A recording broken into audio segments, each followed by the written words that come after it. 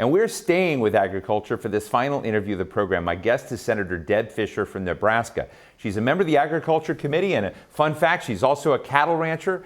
Agriculture is very big in Nebraska, with 1 in 4 jobs connected to the sector. Senator Fischer, thank you. I need to tell our audience that we were at the Capitol Hill Club together. I think your chief of staff was retiring, and I was talking to one of your state staff, and you and I were, you and your state staff member were giving me a kind of highly detailed account of birthing calves, and I nearly fainted. So, I mean, it just showed me I need to get out in Nebraska and experience more. But I can tell our audience, you really know cows. But I'm... I'll tell you, Steve, I worry about you if you nearly fainted when I was telling you that. So, in fact, we're in calving season right now. So ranchers in my part of the state of Nebraska are very, very busy. Well, look, I mean, I want to give us there's a lot I wanted to discuss with you, but I just want to give you an opportunity. You had a really powerful tweet on March 8th, and you said the New York Times wants you to believe that farmers and ranchers are killing the planet. Nothing could be further from the truth. I'd like to hear your response to those people who, and it's one of the reasons why I asked Renee the question about, is there a divide of experience? Is there a divide of attitude? Is there a disconnect about our experience and understanding the interconnection of these things? You had a very powerful response, but I would love to hear from you. Well, I'm sure it's on YouTube. I gave a response to it. But I think people, before they start trying to educate their colleagues or the rest of the world, should first of all have the facts straight. And secondly, should be speaking from experience, especially when you're talking about life on a farm, what farmers do, what ranchers do, get it straight, basically. And when we look at the misinformation that's out there, it's upsetting, because we see the divide growing in this country between urban and rural, with little understanding on both sides, and that just adds to the divisions that we face. And if we're going to try to work on solutions that really address some of the needs that we have, whether it's within agriculture, our environment, all this is tied together. If we want to look at sustainable practices, I cannot think of better stewards than people who live on the land, people that produce our food.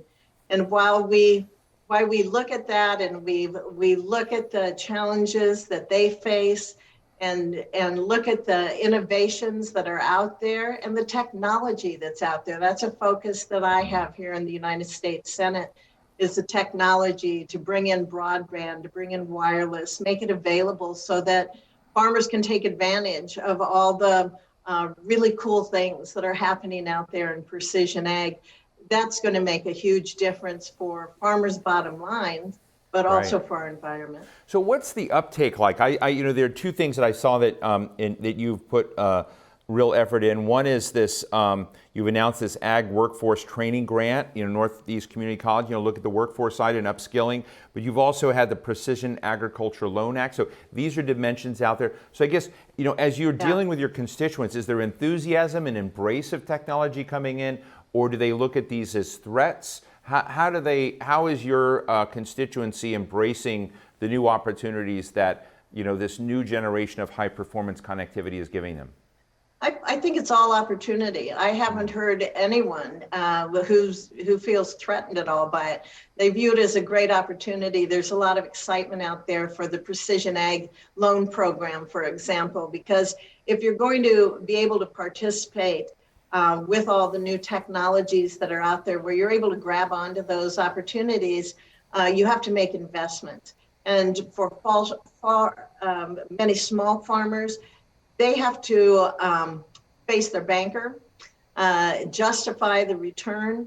Well, this loan program is going to help those really smaller farmers be able to get drones, be able to get sensors, so they can monitor this. But to go back, it all depends on the connectivity, to be able to have access to broadband and wireless.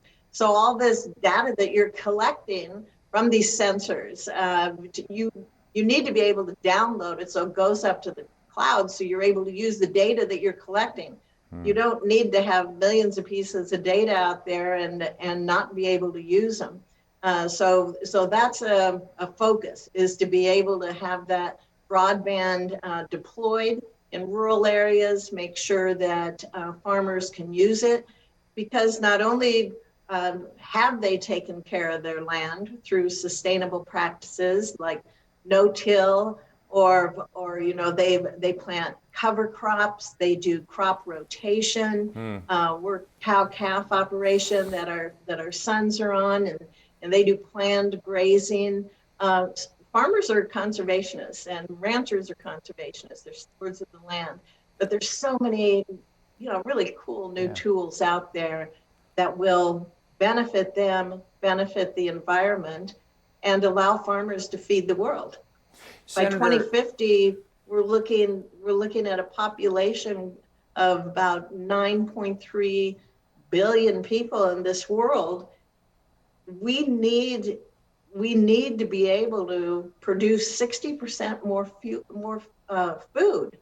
So that's a challenge that we need to meet as well. So, Senator, you help lay out at the federal level some of the guidelines, you help pass budgets, but part of that execution of these plans is at the federal level. Part of it is state government partnerships and local municipalities. How would you grade the Biden administration in hearing your message and making sure that broadband is a priority and deployed in these rural areas? Well, I supported the infrastructure bill. I think infrastructure is a core responsibility of government, whether it's at the state level or whether it's at the federal level, and to make those investments for the future. Two of my top priorities when it comes to infrastructure are, of course, roads, highways. I come from a large state. There is a vastness to Nebraska.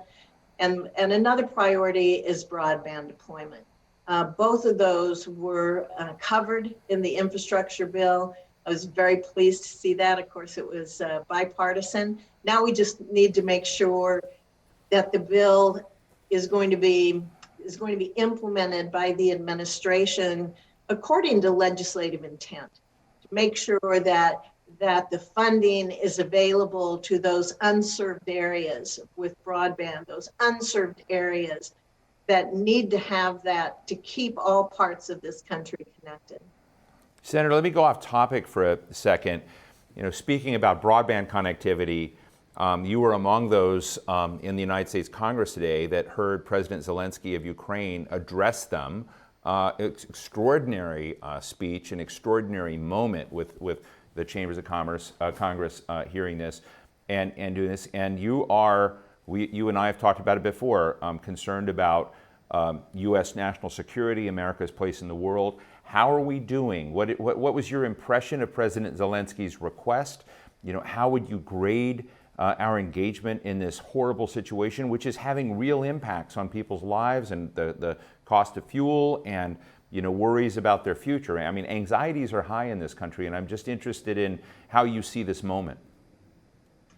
It was very moving to listen to President Zelensky. He is inspiring. He is a fighter. He is a leader. He's a hero. And I think it's important that the United States step up quickly to be able to provide the Ukrainians with the equipment that they need, with the resources that they need to defend themselves. In his address to the joint session of Congress, he spoke about, obviously, airspace and to be able to have a no-fly zone. But he also said, if you cannot do that, give us what we need. The United States is more than capable of stepping up and giving the Ukrainians what they need to fight for themselves. If this continues on, I believe we're going to see our role as a leader in the world, as a moral leader in the world, start to be questioned.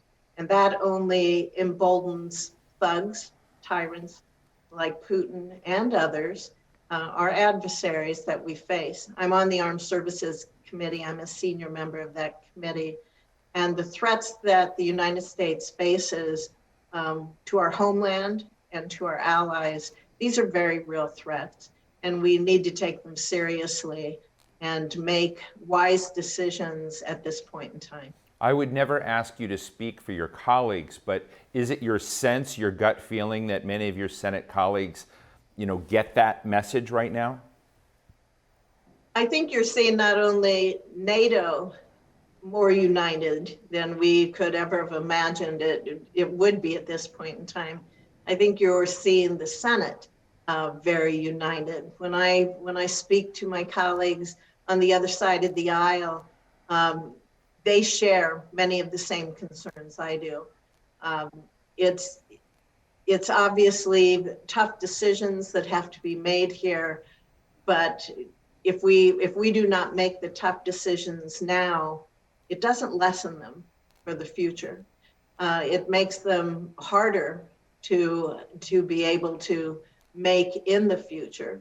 So it's I think very positive that for the most part, the colleagues I speak to on both sides of the aisle share the opinion that we need to show strength, we need to show resolve, we need to show a commitment, a moral commitment to what we're watching now in Ukraine, and be able to answer that in many ways. And Steve, we have a number of resources at our fingertips that we can offer Ukraine that I do not believe would be an escalatory action on our part. And that should have happened earlier, but we are where we are right now, and we can't afford not to step up, in my opinion. Well, thank you. I mean, I really appreciate your clarity and telling us about that moment happened today, folks, and it was a fascinating one.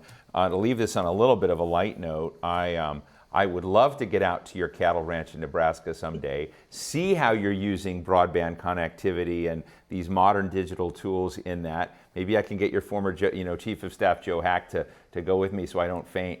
But it would be kind of fun to go see it, and I hope you'll let me go visit you out in your cattle ranch. I would love to invite you out anytime. My cattle ranch is very, very isolated. We're 300 miles from Omaha in north central Nebraska in the Sandhills.